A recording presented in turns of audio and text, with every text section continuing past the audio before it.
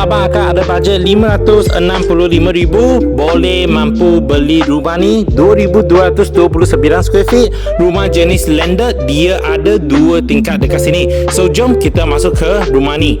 Once kita sampai ke rumah ni, ini sebenarnya adalah first floor, tingkat pertama.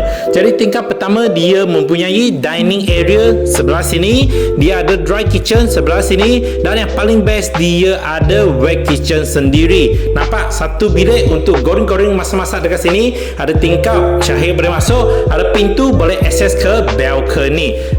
Kenapa ada balcony? Sebab ini adalah tingkap pertama. Abang akak boleh nampak dekat depan sini kan, dia ada satu ruang yang sangat luas. Ini sebelah ni adalah balcony area, adalah 18 kali 10 kaki. Abang akak boleh imagine lah, banyak besar dekat sini.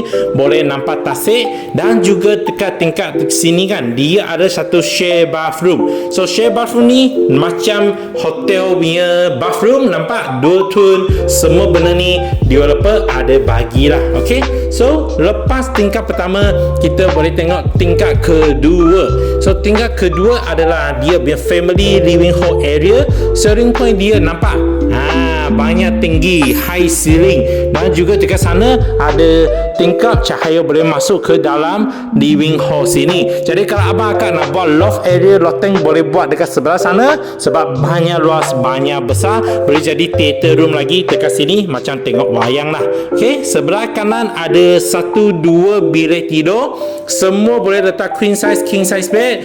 Lantai pun cantik, dia pakai laminated timber flooring. Ada study table area, ada tingkap untuk cahaya masuk. Ini adalah share bathroom, dia pakai macam hotel punya tiles lah. Nampak banyak kualiti, banyak cantik. 2 tone lagi. Ini lagi satu bilik tidur, letak queen, letak king size, letak wardrobe area dekat sana. Okay, so dia ada 2 bilik tidur, dan sana adalah master room. Master room dia lagi besar, lagi short. Kita boleh nampak dia letak king size bed dekat sini, 4 panel biar tingkap. Ini nak jadi lagi satu hall dalam bilik master room pun boleh juga. Tengok dekat belakang saya ni, ini adalah open concept wardrobe area. So abang akak banyak baju semua boleh gantung dekat sini. Sebelah kanan adalah master bathroom.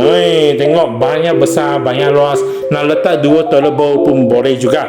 Okay, so kalau abang akak ada bajet RM565,000, belilah rumah landed, rumah jenis modern townhouse. Boleh tengok full house video, boleh PM saya Jackson. Okay, saya bawa abang akak datang sini, touch and feel rumah dekat sini. Best.